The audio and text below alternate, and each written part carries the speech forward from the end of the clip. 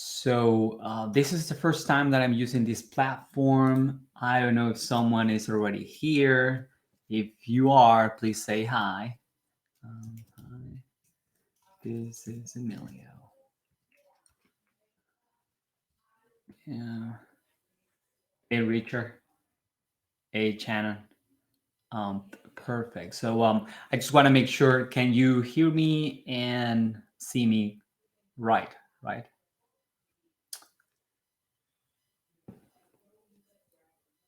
Awesome. Awesome. Very well. Well, I'm happy to know that. And yeah, welcome. If some of you have worked with this platform before, looks like very similar to a regular webinar platform. So it should be very similar to that. There seems to be a section for questions uh, in the chat area beyond this like general chat. And so feel free if you have any questions at any moment, just put them on the chat and I will try to answer them, or put them on the question and answers, and I will do the same. I'm really excited for having the opportunity to talk today. And let me start sharing the screen right away. So let me just open the presentation here.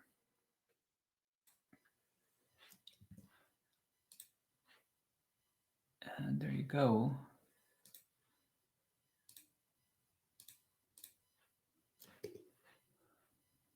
So I will share my whole screen. I think that will be better.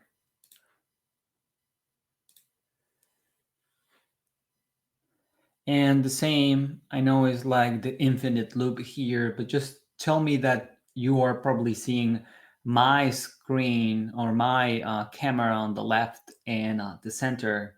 I think so. You might be seeing my screen, which is looping inside of it time and time again.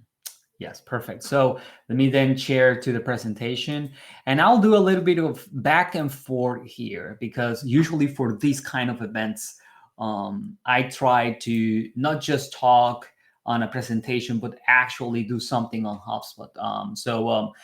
My first assumption will be that at least some of you are familiar with the platform and that your interest on using HubSpot as a CRM. It's not the only thing that you can do with it, but today we are going to focus on that.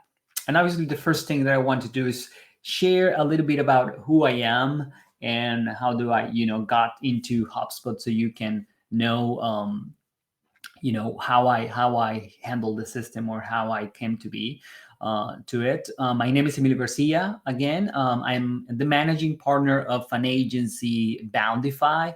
Bountify is a demand generation agency that focuses primarily in B2B companies. We do a lot of demand generation, meaning capturing existing demand through Google advertising and Bing advertising, and creating additional demand, usually through paid social, your paid LinkedIn, paid Facebook, and similar things. Obviously related to content, but generally our demand generation efforts require not just advertising, but actually following after that traffic becomes leads, and those leads become marketing qualified leads and business opportunities. And that's where we usually rely on HubSpot, especially on the CRM portion, to know that we are having success with our clients. So that's what that we would do, and the company does. And if you are interested in connecting later, after this presentation, I'm usually more active on LinkedIn than any other platform. So here's my link, Emilio Garcia. You will find me that way. And I also, while I haven't done it in more than a month now because of summer, I guess, or getting close to summer, but I intend to get back to that. I usually have a series of live events that I do on a bi-weekly basis. And you can find the latest and some of them from the past ones on bountify.io/live. There you will find either videos on YouTube or audio that you can listen to in the form of a podcast. And I usually share things related to demand generation. Not all of them are related to HubSpot, but you might find it useful, of course, too. So for today's session, this is going to be the agenda, right? We are going to talk about initially how you set up the account, right? What are the initial steps? How do you invite users? Then we will understand a little bit about managing properties within the CRM, which usually is relevant because when you are implementing this for the first time, either if you're doing, moving from a non-CRM setup like a spreadsheet or something like that, or even coming from a different CRM, usually you already have some properties and some data that you want to input from your own. And HubSpot is very flexible, but probably you want to know how do you go around that. Of course, then after you have managed your properties, then you need to reflect your sales process. Even if you don't think you have one, you have one. As long as you are doing sales, you have a process. It doesn't matter you haven't documented it yet. So we will explore how do you document that, or how do you map that process to your HubSpot implementation. Next step will be understanding a little bit of the Sales Hub tools, which are important because a CRM is just not managing contacts and companies and deals. You actually need tools to help the sales rep to do their job faster and easier. So you can have improvements, or you can bring improvement after adoption. So we will explore some of the tools. We will understand a little bit how you can track activities on HubSpot, meaning calls, conversations on email, conversations on a web chat, similar things to that. And finally, because it's obviously really important, we want to understand through reports what's going on in our account in terms of activity and in terms of end results. So we will be able to dive a little bit into all that. And again, at the end, I hope we can have a little bit of time to Q&A, right? To some questions and answers. So obviously, I will try my best to pack all this information in an hour or so that I think the session is going to last. But if for whatever reason you want to learn more and want to know from the source, you can always go to HubSpot Academy, right? Which is, I highly recommend it. So if you're using HubSpot, not just for the CRM, but for marketing or for service, and nowadays there's more and more like automation, and obviously they have the CMS. So there's so much information that you can learn from there, and the Academy had it all, right? You can go as shallow as just a couple of lessons to solve a specific problem, or you can go as deep to get a course or a certifications that you can, put on your resume if you want to, become an expert or a specialist on HubSpot. So I highly recommend that you do that. Alrighty, so let's start right away. The first one will be setting up the CRM. And again, I'm going to do the big assumption here that you already are familiar with HubSpot in general, and that you are just setting up the account for the first time.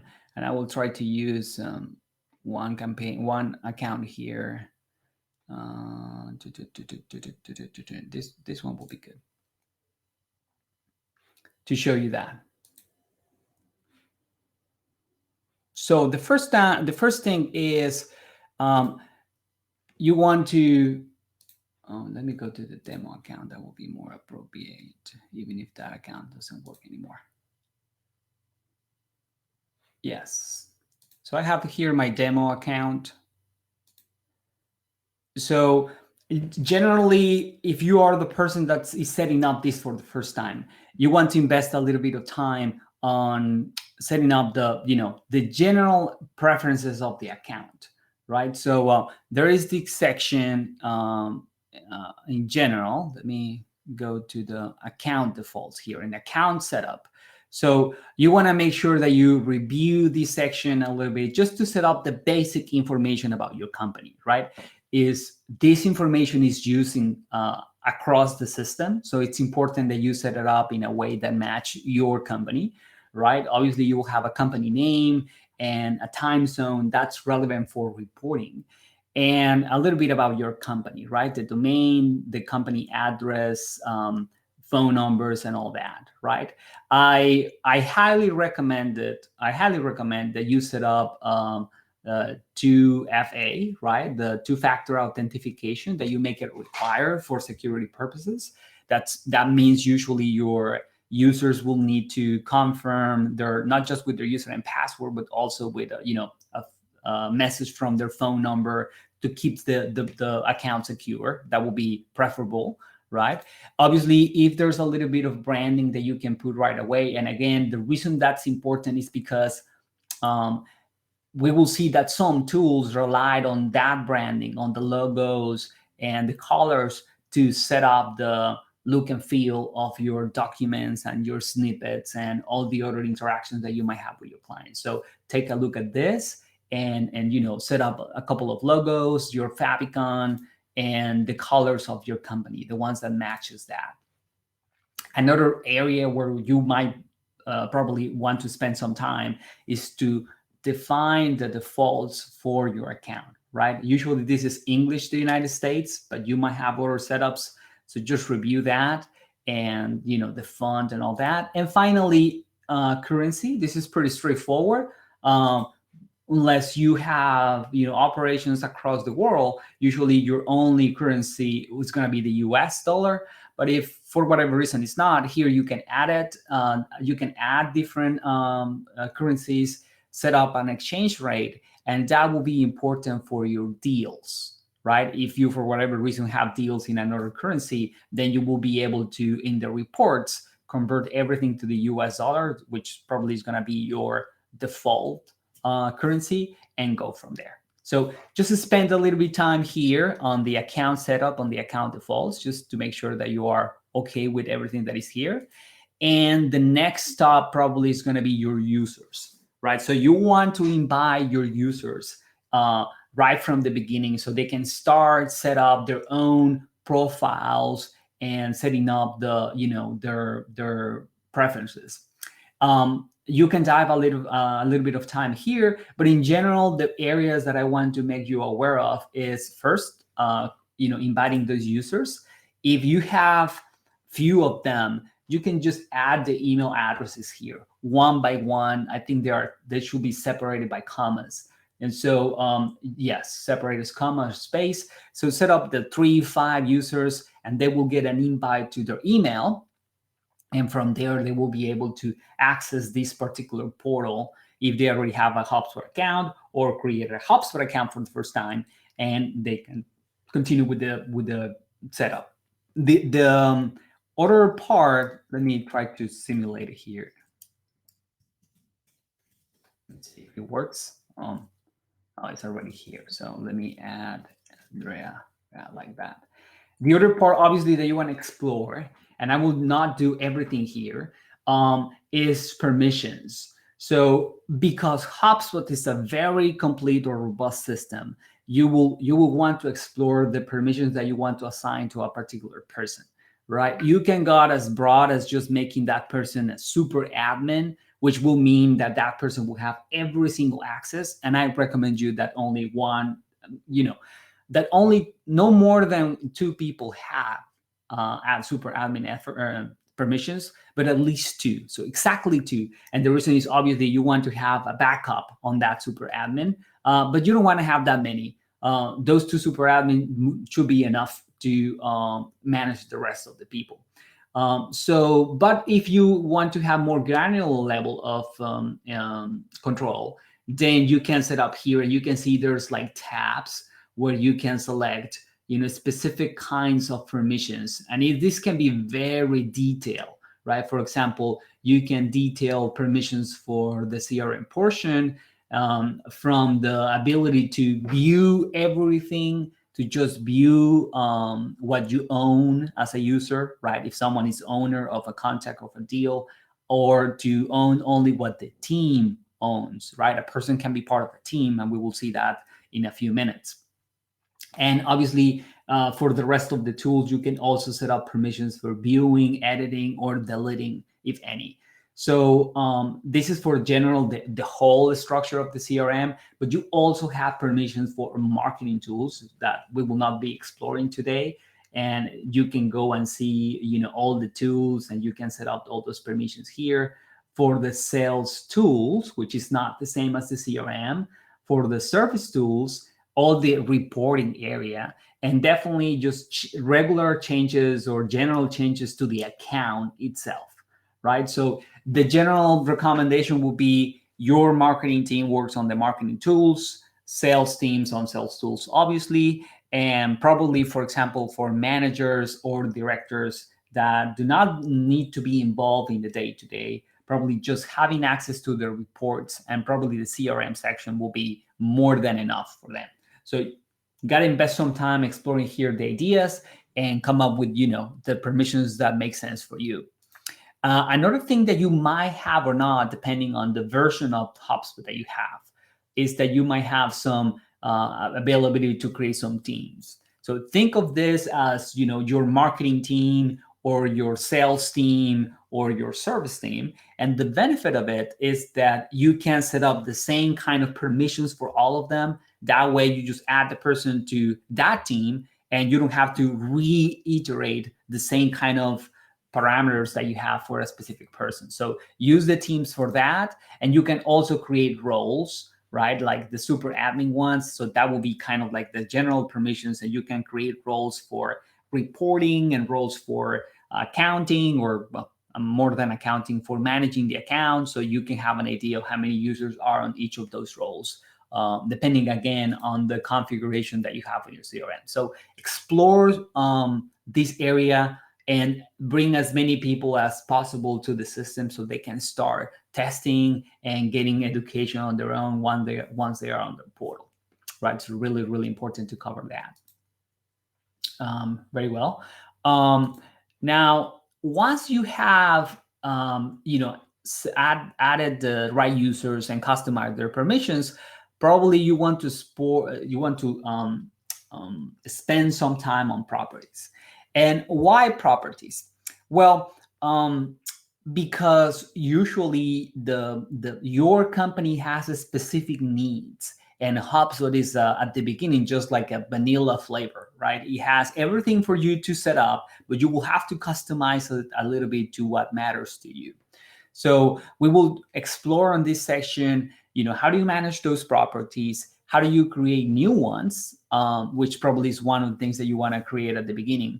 And how do you change what properties can you see on something called the About section, which is information about the contact or the deal or the company, and how you can customize those properties when you create new ones, which usually is going to be your sales rep, right? They might create new contacts or properties and deals, and you want to make sure that they include some properties that are relevant to your company. So let us dive into that right away. So I will use this demo account to show you some of the examples here. HubSpot has this concept of, as every single CRM, have this concept of objects. And those objects are entities that represent something in the real world, right? Like the CRM is just modeling reality. And so for most companies, the most important objects are contacts, which is humans that you are interacting with, that usually you are, in the case of the CRM, going through a sales process. Companies that represent the entities where those contacts work. And you have the deal object, which is a business opportunity that you might have with your contact, with your company, or with obviously a contact that is in a company, depending on the setup of some of the companies. So those are the three basic ones, but there are many more objects that you can have or that are available on HubSpot that you can use as part of your CRM. For example, task is another object, right? So it means all the things or activities that you have to do, and they can be related to contacts, to deals, and companies. So that's another example of one of the objects.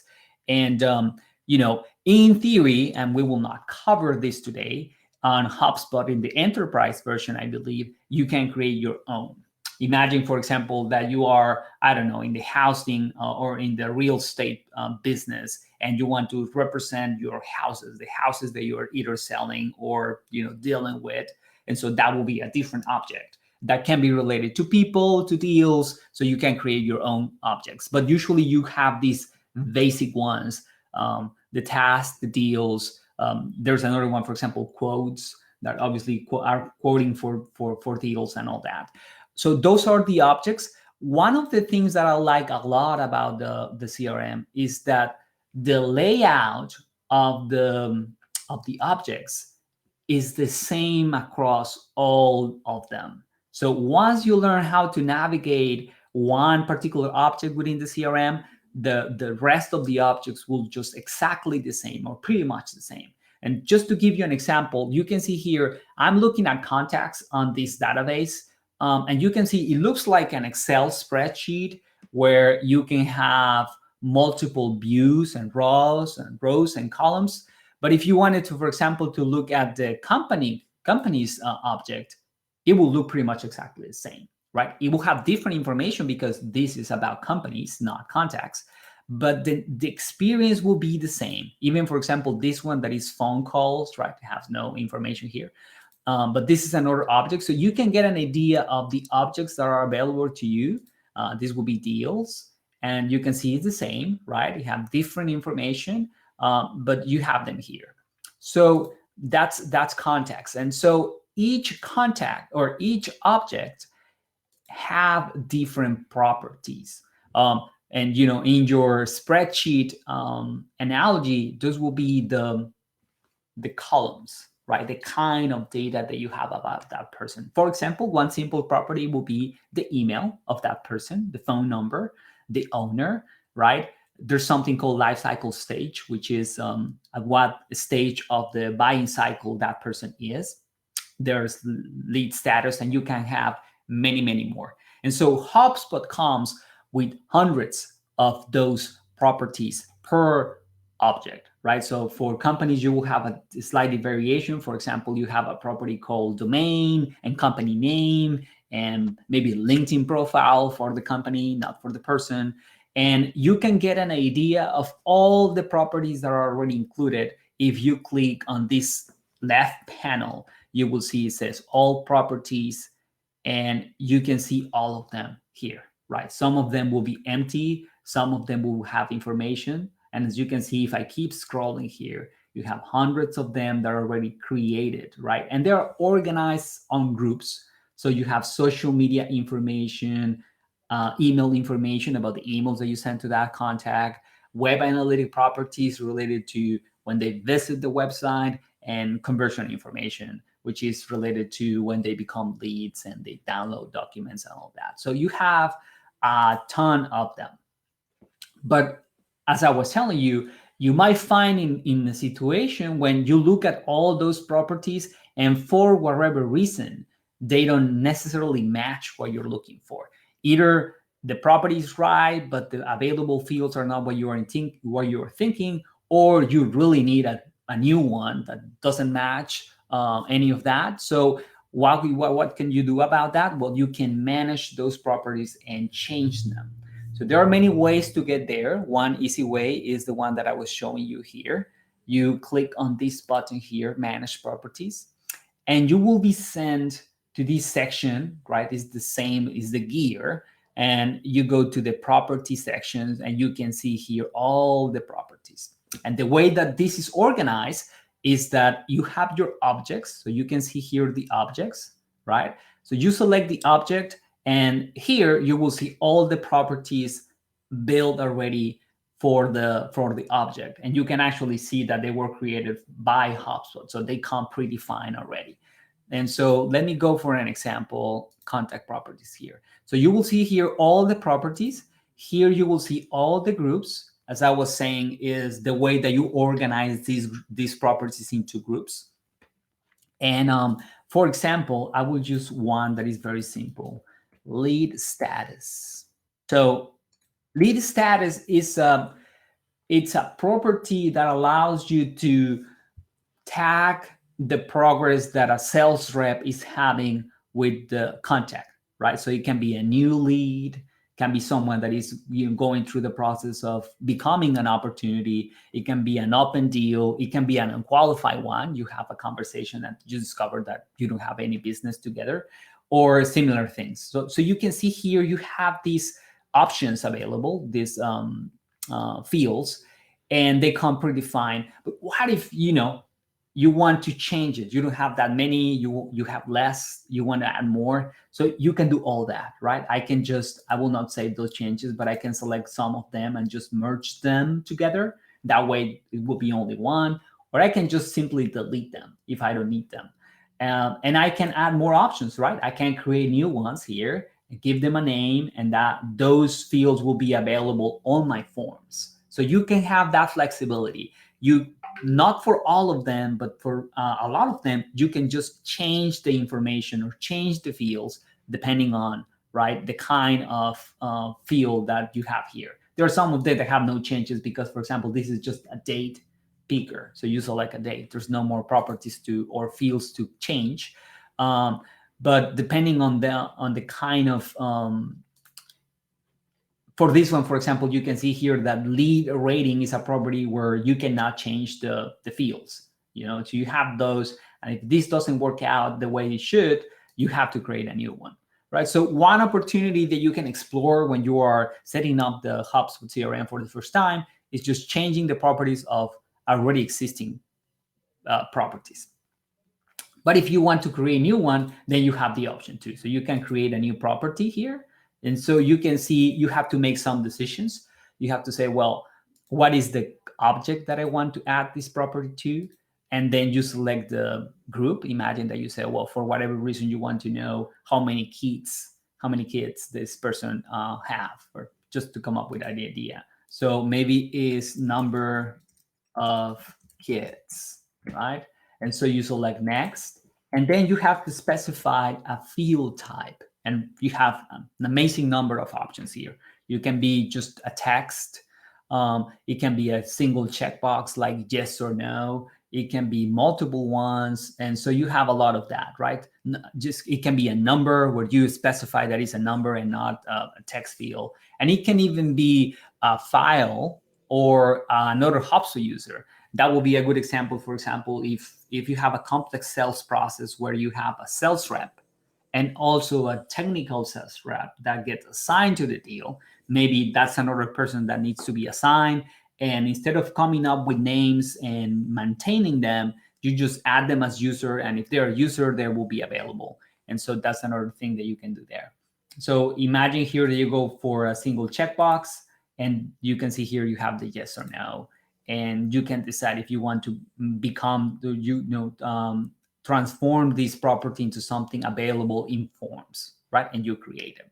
So once you create them, then they will be available for you to select on the different areas of the CRM. And you can do the same for deals, for products, for tickets. You can explore some of that there. Now, I was showing you here that, and I will do that for contacts, that you can see here, for example, that we have of the hundreds of properties available here, we only have like 5 showing up on this about contact section. If you want to change that, you can click on this area and then select any contact, any kind of like property that is important to you. For example, maybe you want to know when a person becomes a lead, and you can add it to your view, right? And then when you go back,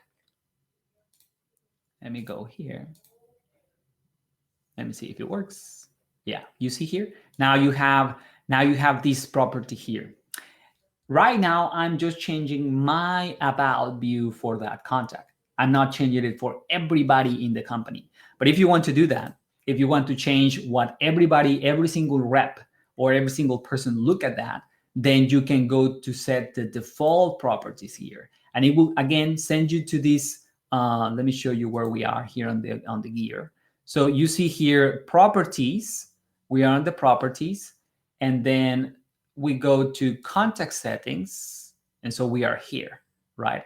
And here you can change those contact properties for the about section. Let me do it again. This is for new contacts. Yes, this one. So this is the choose properties for default sidebar, right? And so you can edit those here. And you can see here that I have lead status. I don't have that became lead date or become. So if I want to add it here, what will happen is that now everybody will see the same information. Obviously, you want to make sure that this view, you make it available to everybody, and only people with the right permissions can change that section, right? So that will change. I will discard all those changes here, but that will change what they can view. You can also change. Let me go back here. In a similar way, what's shown here on this section. The same idea. You go to that property view and you choose the association cards. So you can select here what information you were going to show up on the association card for that contact in particular. So that will be one area where you can make those changes.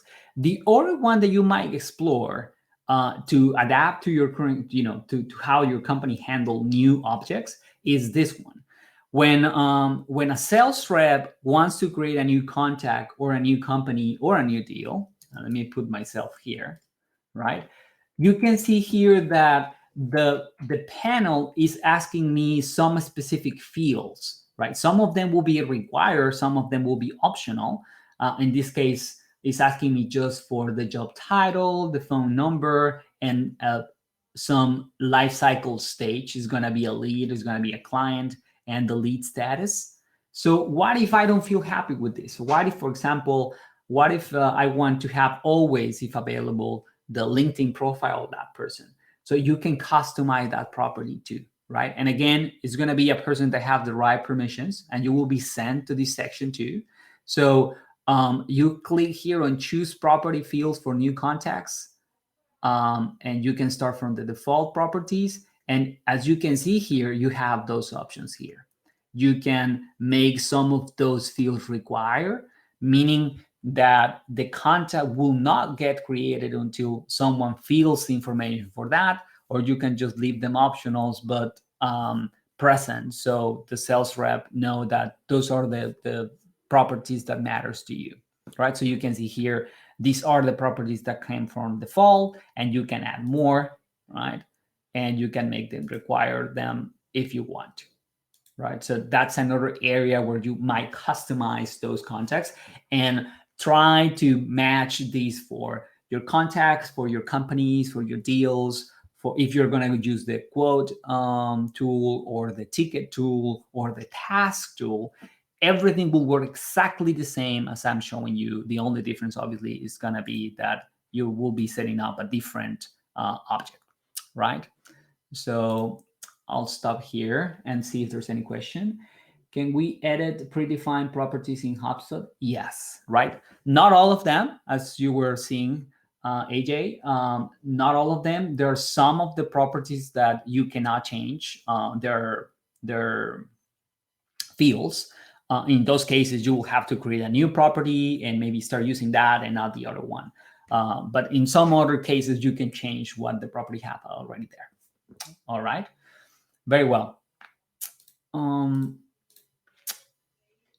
Now for the next section, the sales process. So as I was telling you, initially you set up the CRM, you add some users, you start playing a little bit with the properties, but then you want the sales rep to start using the CRM. And for that to happen, you have to organize the data that you already have and start, replicating that into your sales process. And I want to share with you a little bit of how that works on HubSpot. So as you can see, contacts and companies are pretty straightforward, because if you want to imagine that you are setting up this for the first time and you have a database of contacts, then if you have something already, you can just import that information from your previous system or just as an Excel file and just put it on the system. So you can import contact information and companies information, and I'm doing some example here. You can import companies, contacts, even deals if you have one, and products if you maintain a database of products. And it's pretty straightforward. The system will give you a template, and with that template, you can set up your records in the right way, and they will just get imported. So it's pretty straightforward. But with deals, it is a little bit different, because before importing the information, you have to set up your map out your process. And let me show you an example of what I mean by that. So the way that HubSpot manage deals is pretty standard for most of the CRMs, and is the concept of pipelines and deal stages. So in the concept of pipelines is, you might have in your organization a very simple process where everyone follows the same steps. It doesn't matter what they are selling, right? It's a service and it's pretty standard, and you only have a handful of products and all of them follow the same path. Then probably you only have one pipeline. That will be the simplest way to set it up. However, usually in larger organizations, you have more complex setups. For example, you might be selling, in the case of services, you might be selling a project base, and you might be selling on a ongoing base or maintenance base or retainer base. And so usually the path that you follow for those is different. It can also be because you have different unit divisions and they sell very different products or services that have a very different process. And in those cases, you want to have different pipelines, right? So the first decision that you have to make is, do I want to set up one or many pipelines, right? The other scenario is, if for whatever reason you want to split the view of sales regions, right? Maybe North America and Europe and Asia. If you want to have that split and you want to have a different view on the reports on the different areas, then probably you want to split the pipelines, even if the deal stages are the same. But in any case, if you want to do that, the first decision you have to make is going to this object section and going to the deals and decide on those pipelines. I believe that usually it comes with one or two pipelines already, but obviously you can just create more, right? You give them a name, and each of those pipelines will have these deal stages that you can see here, right? Which is the other big decision that you have to make. HubSpot comes with a very simple deal stage criteria, right? Which you can pretty much see here. It makes the assumption that once a deal is created, is because there's an appointment schedule where the sales rep is going to qualify the prospect, right? Maybe they have already a kind of a initial conversation, but this is a meeting where they will have a deeper conversation to understand the needs of that prospect. So you have this field stage of appointment schedule. Then it assumes that after that conversation, the client or the prospect client is qualified by the sales rep, and it jumps into this other stage.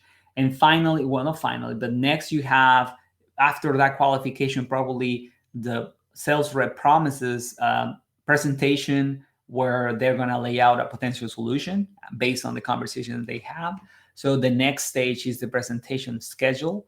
And in theory, after that presentation is done, the decision maker, the person that's going to buy, might say it at least verbally that they agree, right? So that you have the decision maker bought in. But however, obviously you have to actually send a contract, and you expecting that contract to be signed. So you have this other stage, contract sent, and finally you have the close one, which is they sign the contract, you start the engagement, and finally, if for whatever reason you don't win and you just close the deal, you have that close loss. So it's a very simple sales process.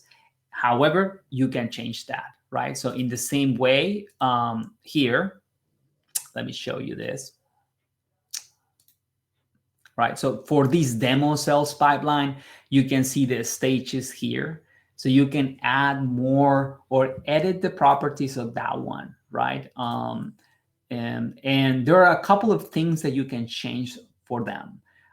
Obviously, the first one is usually on sales, that pipeline has an increasing winning probability that you can use for forecasting. So if your organization have that type of consideration, you can change that win probability here. Use something that is makes sense for you. And obviously, you have the special probability of won and lost, which is 100% and 0%.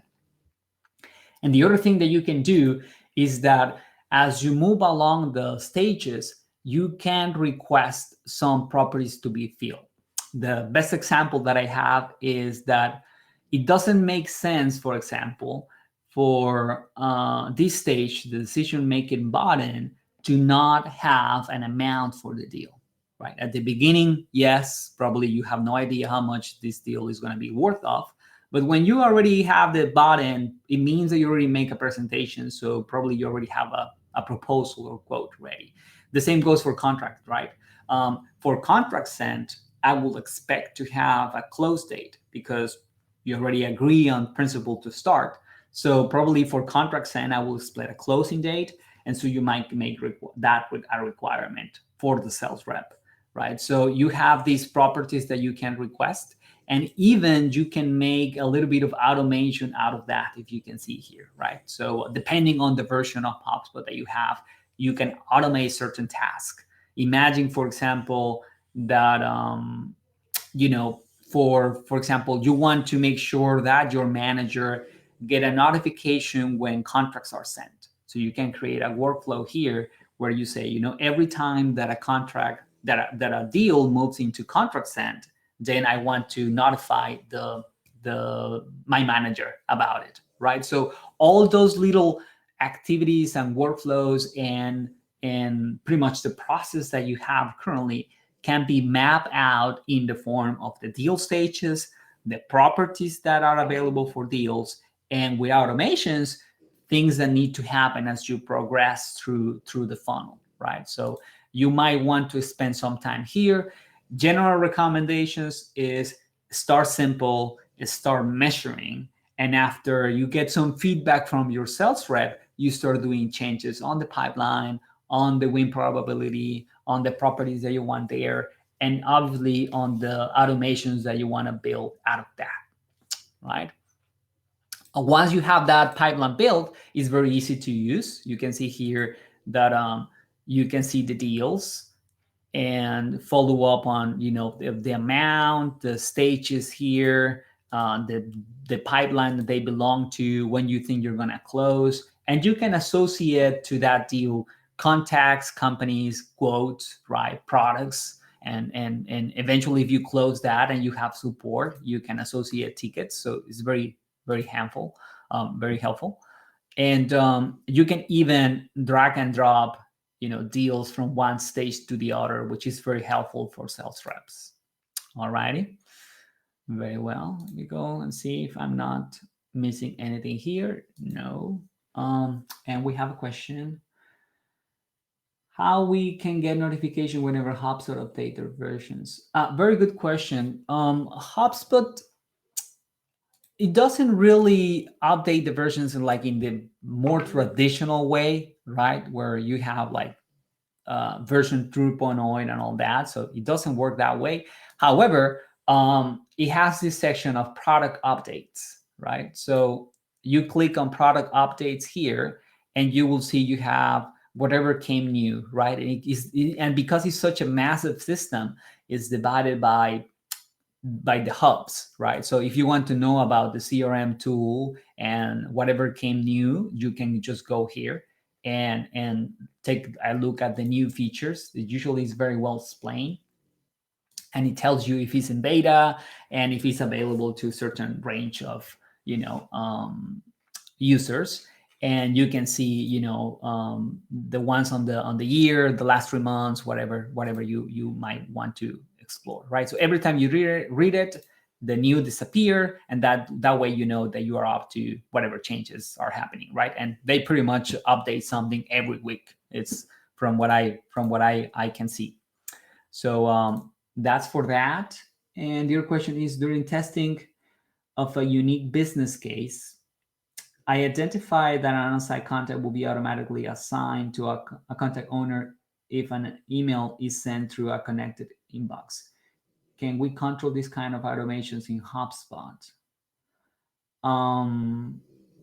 I guess yes. I haven't explored that directly, but yes, I assume that you can use through workflow something like that. Honestly, I don't have the question right away, but I assume that you can. Can you use multiple currency in deal tab? Yes, you can. If you set up on the configuration multiple currencies, then when you create the deal, you can specify if it's in the US dollars or any other currency. The only thing that you have to do is set up the currencies and the exchange rate. And once you do that, there's a property that have the amount of the deal on the main currency. That way you don't have to do the conversions and all that. So it's pretty handy. Very well. So I'll come back to more questions later. Let's continue here. Now, and I know I'm going to, trying to cover a lot of stuff. Hopefully you are finding value here, but in general is I set up my account, I invite my users, I try to set up the right properties for each of the objects. Then I try to reflect my sales process through those deal stages. So now I have the CRM set up. Now I start asking my sales rep to start using the CRM. How do I help them to do what they do every day better, faster, more efficient? And that's the other area where I think Hubs would bring a lot of value to the table, because it's not just the CRM, but also the sales tools that allow you to do things faster. And so there are many, many tools that you can use from the Sales Hub side, but I will explore very quickly 4 of them that I think bring the most value, right? So we have the email templates, the documents, the snippets, and the meetings. So let me start right away with those. You will find most of them here, right, on the sales tools. I think there are some of them that are here on the conversations. So for example, the templates, you can find them in this section. And so the idea of the templates is quite simple. Let me try to use one that might be helpful. Oh, this one, right? Imagine, for example, that there are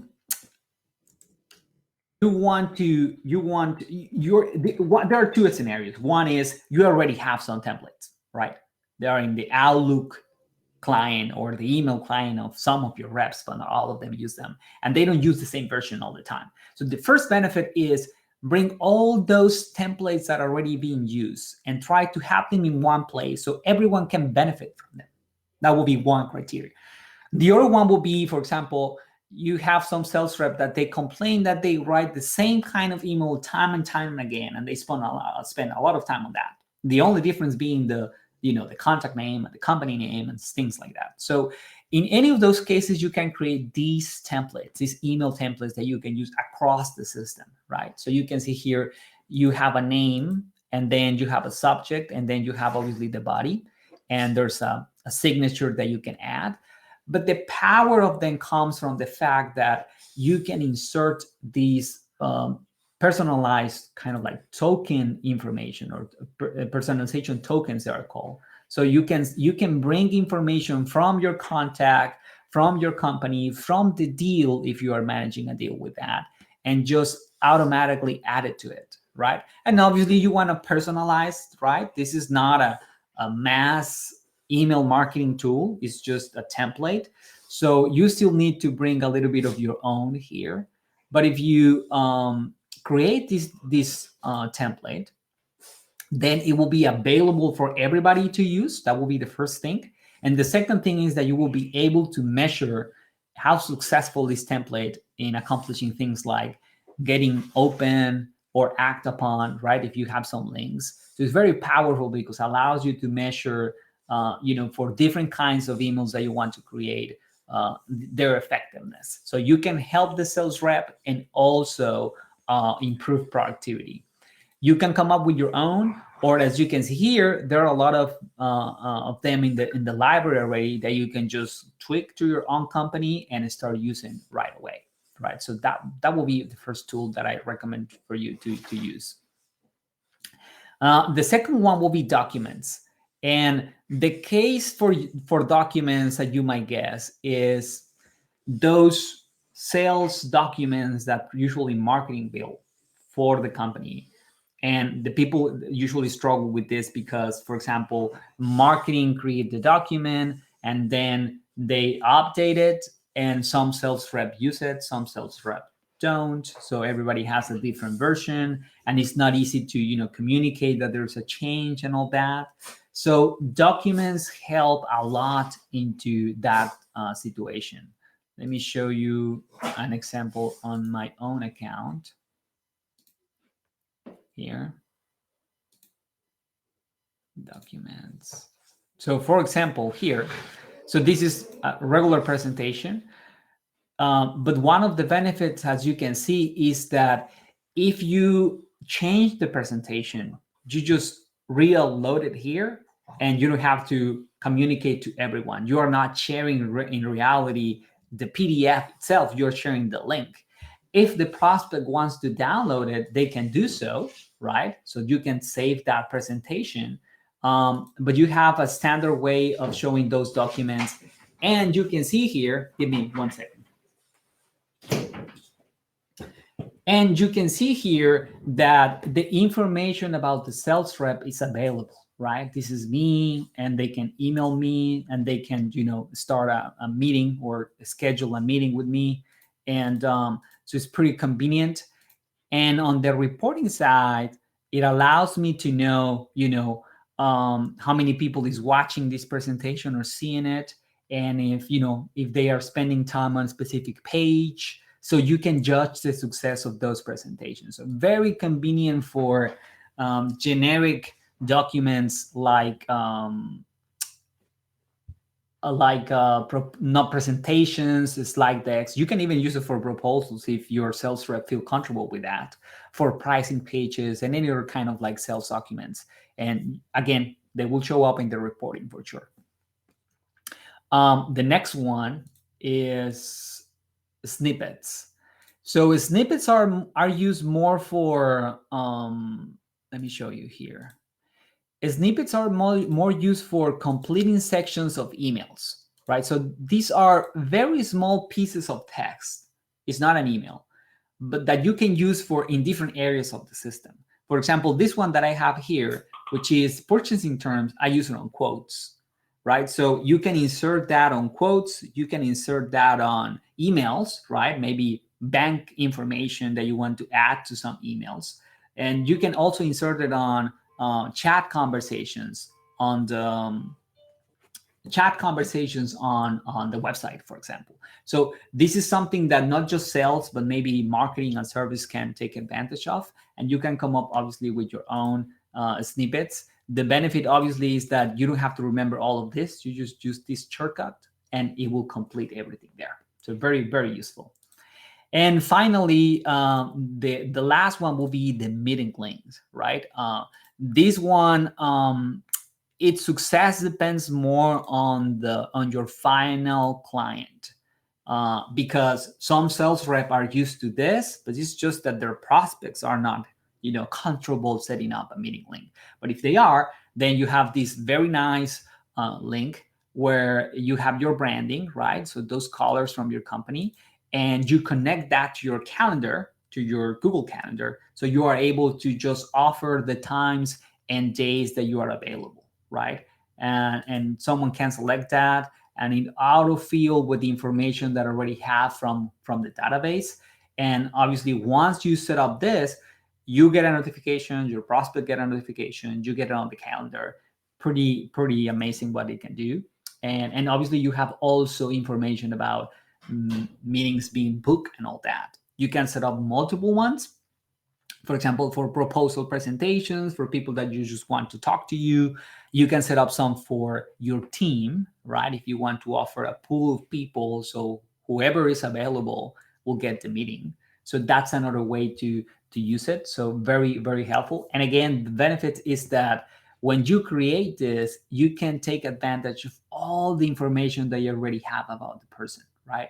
The name, the company contacts, and you can make specific questions, right, on the form that get saved on the contact properties, right? So it's like a form, so you can get qualified conversations, not just anyone that wants to set up something on your calendar without, answering them. So that's a way of filtering and having just qualified leads, setting up those meetings. Very helpful. And the last thing that you can do with this is that you can get a snippet that you can put on the website. So if you have sales reps per region and you want to accelerate the conversations, you can just put the meeting link there. That way they don't have to fill a form and then get a response from the sales rep to set up and be back and forth with the meeting. You can do it this right away. So I invite you to explore those tools. There are many more, but I think these 4 are the ones that most people take advantage of quite easily. All right. Very well. Let us go to the next section. So you have these sales tools, and now we are moving into, well, after all this activity, I'm doing my deal stages, and probably there's going to be some activities that I have to complete. How can I get that into the system to get an idea of the level of effort that is happening right now, and how is that translating into revenue? So there are some things that you can do for the day-to-day to manage your activities with your contacts, prospects, and deals.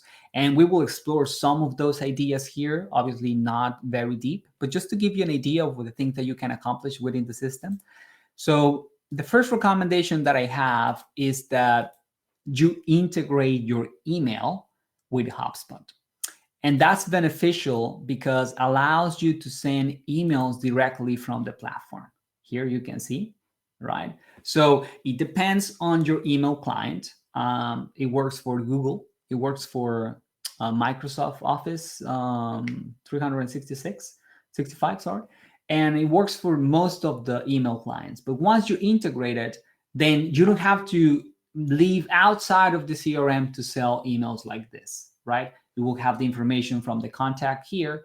And obviously, you can personalize whatever you put here. You can see that you can take advantage of the templates, of the documents, of the meeting links, right? So if you want to share a presentation, then you go to your documents, like my presentation here, and boom, you have it here, and you will be able to follow up on that.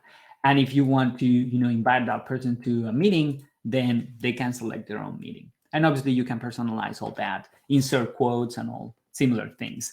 You can even follow up after you send the email here, right, with a task. So pretty convenient. If you don't see this on your in your integration, if you click here on email, you will see let me see if I can do it here. It will offer you the possibility of connecting your inbox. So let me click here. And you click on email, and you see here, you can connect, you follow the instructions, and you will be ready to go. So that's an easy thing to do. Once you have the email connected, there are some sales rep that will say, well, this is nice, but I really want to work from my Outlook client, or I want to work from my Gmail client, which is, for example, that's me. I usually don't work from here. I work from my Gmail client. How can I still send, have the information about email sent and all that, and if they have been open and all that? So there is an integration between Gmail and HubSpot. And so once you accomplish that, you will see it here. It allows you to start a conversation,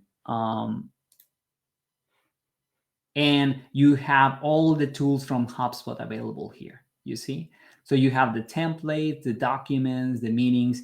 You can track this conversation. You can log it on the CRM, right?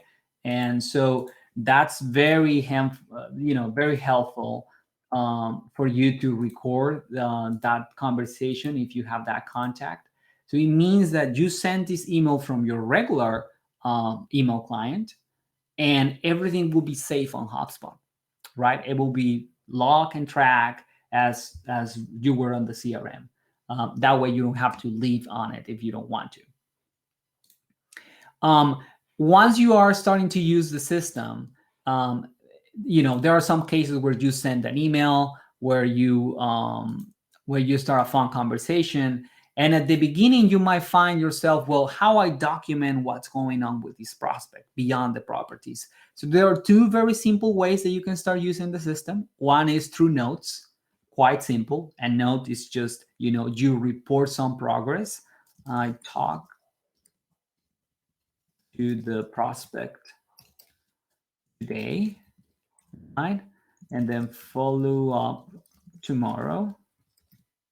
And you can set up a task here to remind yourself in 3 days for that. And that's a simple note, right? You have the note here. So if you come back or someone comes back to this contact, they will know what's going on if you start documenting that on a consistent basis, and you even have a task. So that's the simplest thing that you can do. If you want to be a little bit more specific, you can log in the form of a note, a phone call, an email, or a meeting, right? So the email will be if you don't have the email integrated. And the call will be if you don't have call integration, which I will show up a little bit on what you can do that. And the meeting will be if you don't have your calendar integrated with HubSpot. If you have call tracking, or you make your calls from the CRM, if you integrate with the email, and if you integrate with your calendar, there's no need to do that, because all those activities will be recorded automatically. But if you don't, then you can do that manually. As you can see here, you can say, well, I had a meeting with the prospect. There's an outcome here. You can specify the day, the time, and you can use this section to pretty much put notes on what was discussed, right? So conversation, and you log the activity. The same happened with phone calls, right? You can log a call, and you specify what happened there, and it gets logged, right? So you can, and this is important because when you go to the reports, you will be able to see how many phone calls were made and their outcome. You will be able to see the meetings. You will be able to see the emails too, right? So that's one way that you can set up that. Now, if you want to not necessarily document phone calls, but actually do them, let me see if I can do it from my account here. You can see here, I have already integrated my phone calls here. So look at this. I can just directly from my computer, and it works from the HubSpot mobile app too. If you have it, if you download it, I can just call the number. And what happens is that the system will call the prospect, and it will call me. And depending on your configuration, you can even record the conversation for feedback from your manager, and everything will be stored on HubSpot. So this is really helpful for recording outbound conversations. And if you use certain systems like Aircall and other systems, and there's a list of those available on the integration page, then you can record also incoming conversations, which will be helpful for sales rep training, for example. So you can record all of that automatically. The setup is quite simple. Let me go to this one to see if I can show you the process here, right? So you click on connect phone number, and it will ask you for the phone number that you want to log for. And it will either call you or send you an SMS to confirm. And once you have that, then you will be able to select that number as your options here. You can configure more than one. Let me see if I can find it here. So it's for calls, integrations. And I apologize because they changed the way that this menu looks like, and now I can find my way around it. Calls.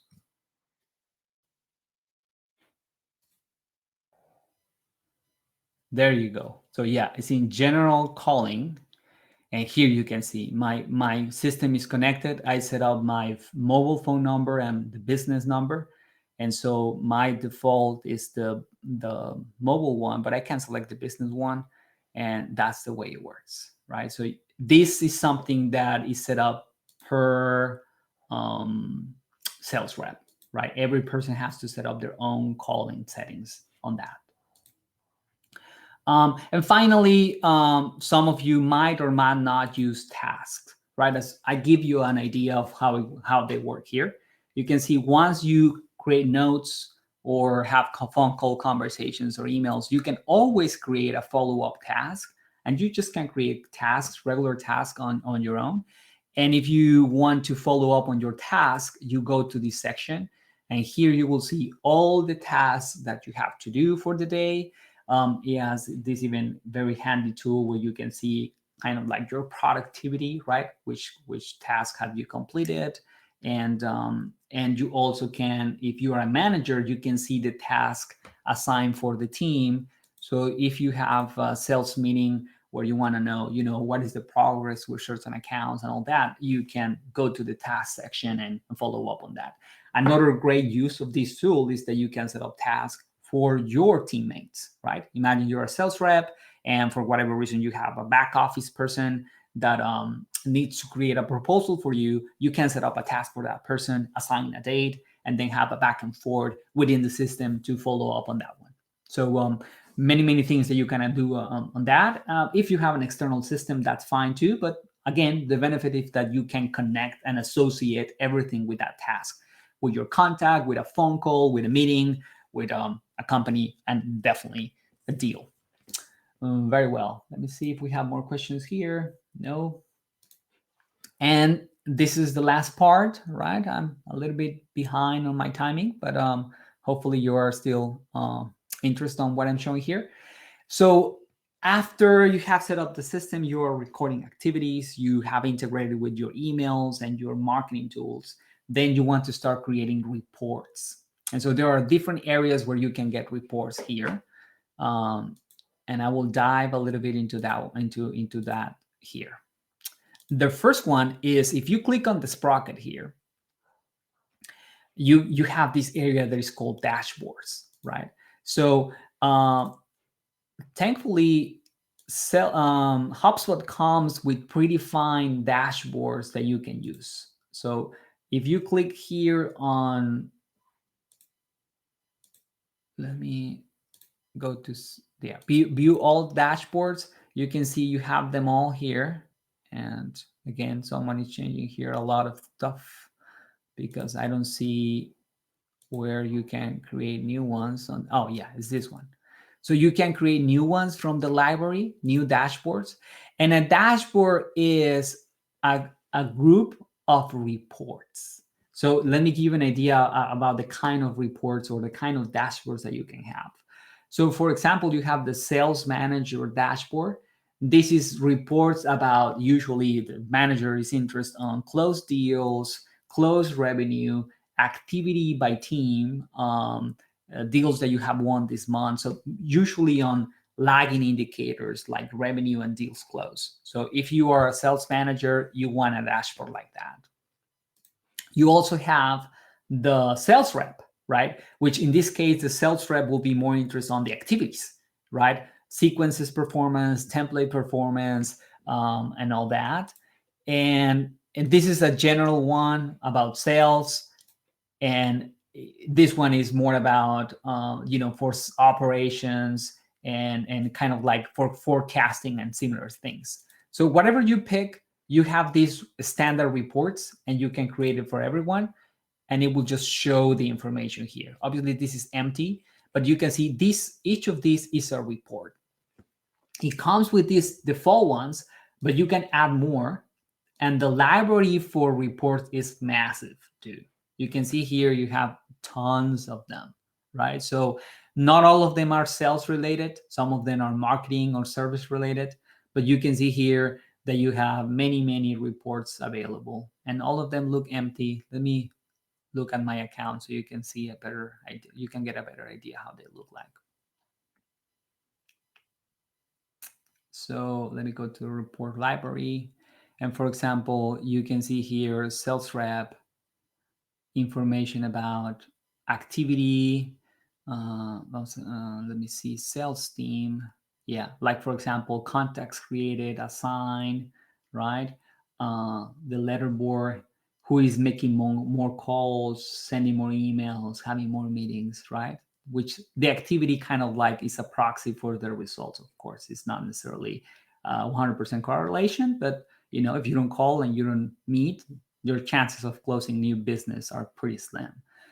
You obviously can look at performance, revenue, all of that. So my suggestion would be start with your regular dashboards, and after a little while you will have a good sense of the dashboards that you need. Then you start changing the reports that you have there, and you can customize the reports themselves, right? And eventually you will be able to decide if you want to create reports from scratch. And you can select the data, the objects. It's pretty fancy what you can do there. But I recommend that you start with the basics, and then based on the need, you start changing to what matters to you. That's one area. And the other one area where you can get some information is a very interesting tool called Sales Analytics.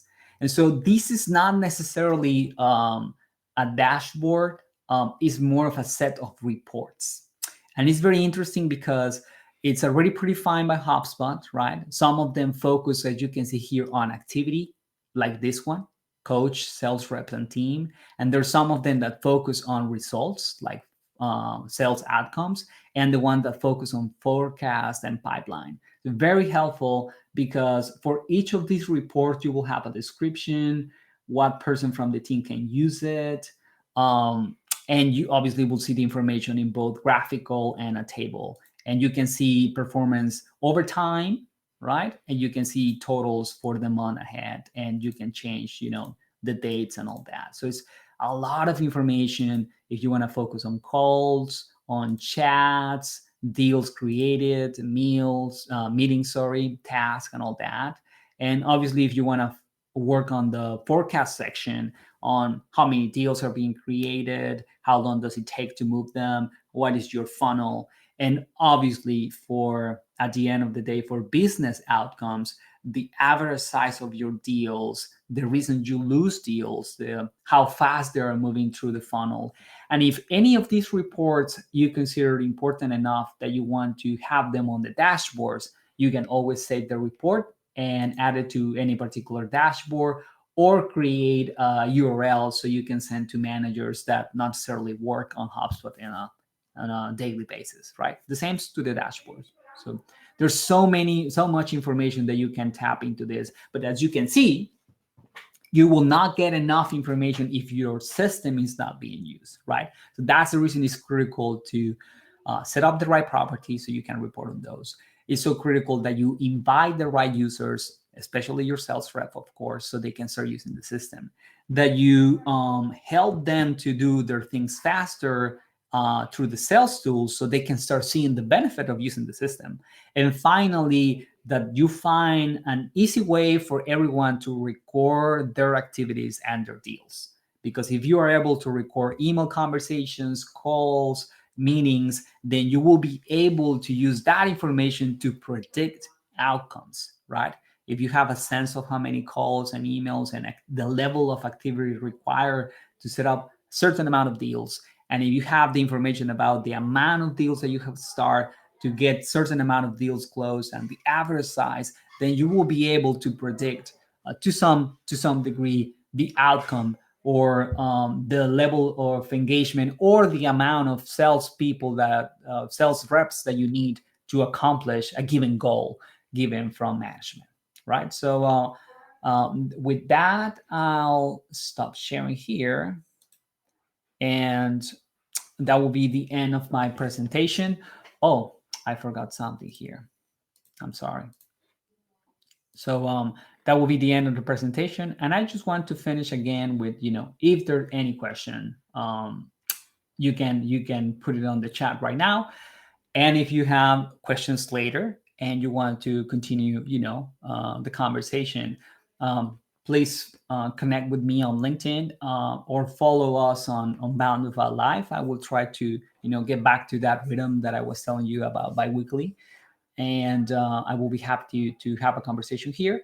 And finally, I believe that after this first HubSpot user group, if we cannot have them in person for the rest of the year, obviously I will try to set up more of these conversations on the system, and it will be a pleasure to have a conversation with you maybe next month or in a couple of months.